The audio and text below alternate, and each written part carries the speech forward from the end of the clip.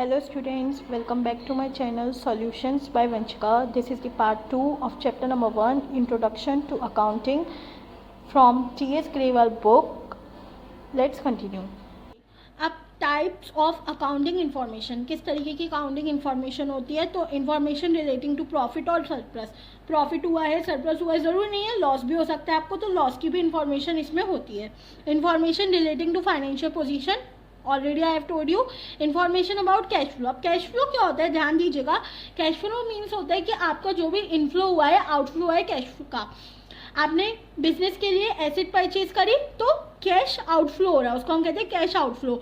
आपने बिजनेस की जो स्टॉक है उसको बेच के पैसा आया, पैसा आ रहा है स्टॉक जा रहा है, तो हम इसको कहेंगे कैश इनफ्लो, क्योंकि पैसा आ रहा है तो उसी में आता है कैश फ्लो। यह आप हो सकता है 12th में पढ़ेंगे। Okay, qualitative characteristics of accounting information. अब देखिए ये इसकी इंपॉर्टेंट होती है, कई बार क्वेश्चन में पूछ लेता है कि क्या क्या क्वालिटेटिव कैरेक्टरिस्टिक्स होती हैं अकाउंटिंग इन्फॉर्मेशन में, तो होप सो आपको ये याद करनी पड़ेंगी।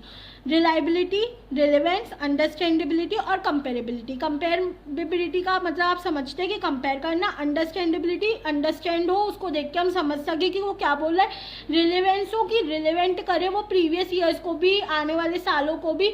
ज़रूरी हो क्या होता है कि अकाउंट्स को हमें ना रिकॉर्ड करना पड़ता है बहुत सालों तक, कम से कम मिनिमम 8 ईयर्स तक तो रिकॉर्ड करना ही पड़ता है, तो उसके लिए रिलेवेंसी होनी चाहिए कि आगे चल के भी ये रिकॉर्ड रहे।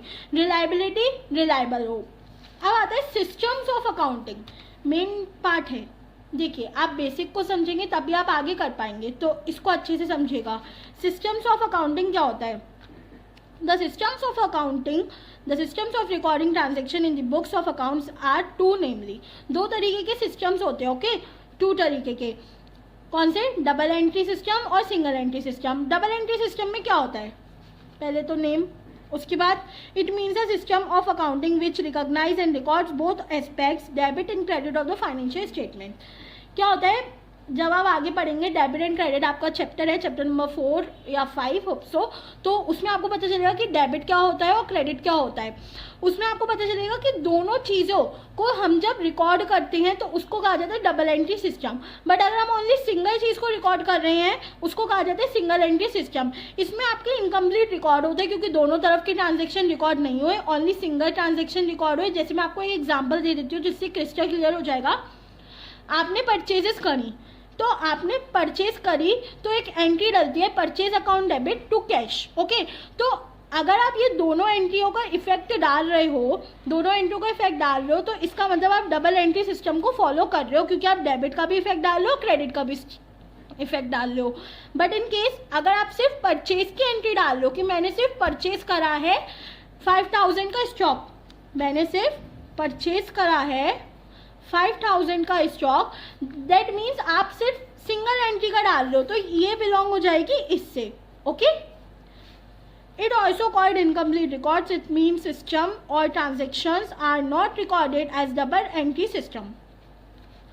Instead of maintaining all accounts, only personal accounts and cash book are maintain under this system. ये आपको आगे पता चलेगी कि पर्सनल अकाउंट और कैश बुक अकाउंट क्या होते हैं। Features of double entry system, अब फीचर्स क्या होते हैं, maintains complete record of each transaction. आपको मेंटेन करना होगा कि आप हर एक ट्रांजैक्शन को रिकॉर्ड करें, अगर रह भी जाता है तो आपको उसको फिर से रिकॉर्ड करें, छोड़ना नहीं है। छोड़ने को क्या कहते हैं, अगर रह जाता है तो उसको नाम होता है उसका ओमिटेड, हम उसको भूल गए हैं उसको हम कहते हैं ओमिटेड, या आप आगे पढ़ेंगे। Recognize 2-fold aspects of every transaction, the aspects of recording, receiving and giving। जैसे कि मैंने आपको बताया purchase debit to cash, purchase करी मतलब रिसीविंग, पैसे दिए मतलब गिविंग। सेम सेल्स के में होता है कैश डेबिट टू सेल्स, तो मतलब कैश आया सेल्स करी। या अब आगे मैं आपको और अच्छे से क्लियर करूंगी जनरल एंट्रीज, अभी आप दिक्कत मत लीजिए अगर आपको समझ नहीं आ रही है तो।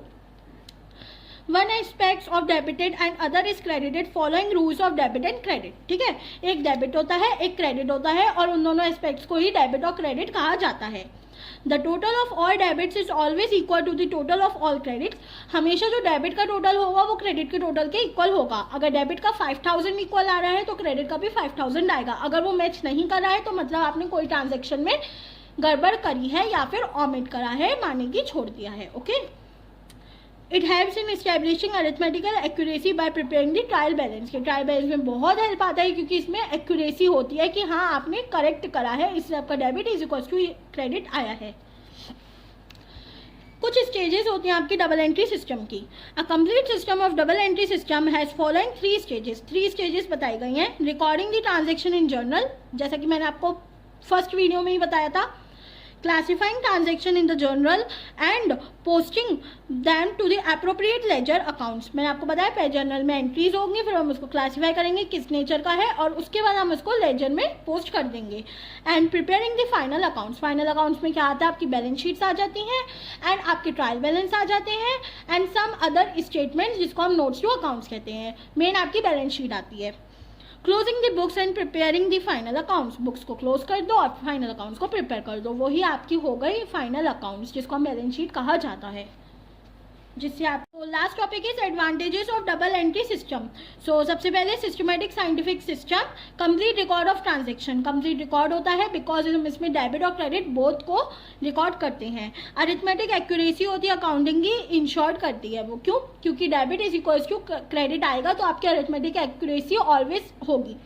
डिटरमाइन करता है प्रॉफिट एंड लॉस को। प्रॉफिट और लॉस कैसे डिटरमाइन हो जाएगा, अगर तुम खर्चे में से सारे जितना भी तुम्हारा इनकम हुई है उसमें से खर्चे माइनस कर दोगे तो तुम्हें प्रॉफिट या लॉस पता चल जाएगा कितना प्रॉफिट हो रहा है कितना लॉस हो रहा है। वो जब होगा जब तुम अच्छे से उसको रिकॉर्ड कर पाओगे क्लासीफाई करके। असर्टेनिंग द फाइनेंशियल पोजीशन बताई चुकी हूँ। Details for purpose of control, कि आप क्यों कंट्रोल कर रहे हो उसकी details. Comparative study is possible. अब कंपैरेटिव स्टडी कैसे, जैसे मैंने आपको अभी बताया कि रिलेवेंस होता है प्रीवियस ईयर का या आने वाले सालों के लिए, तो हम कंपेयर कर सकते हैं कि पिछले साल हमको इतना प्रॉफिट हुआ था तो इस साल कितना हुआ। पिछले साल की बैलेंस शीट यहाँ रख के और इस साल की यहाँ रख के हम दोनों को कंपेयर कर सकते हैं कि दोनों में क्या क्या डिफरेंसेस हैं और दोनों में ऐसा क्या करें कि और ज़्यादा ग्रोथ आए, या इस साल नहीं आई है तो हमने क्या गलती कर दी जो पिछले साल ग्रोथ आई थी। कंपेयर इजीली हो सकता है अगर अच्छे से बनी होंगी।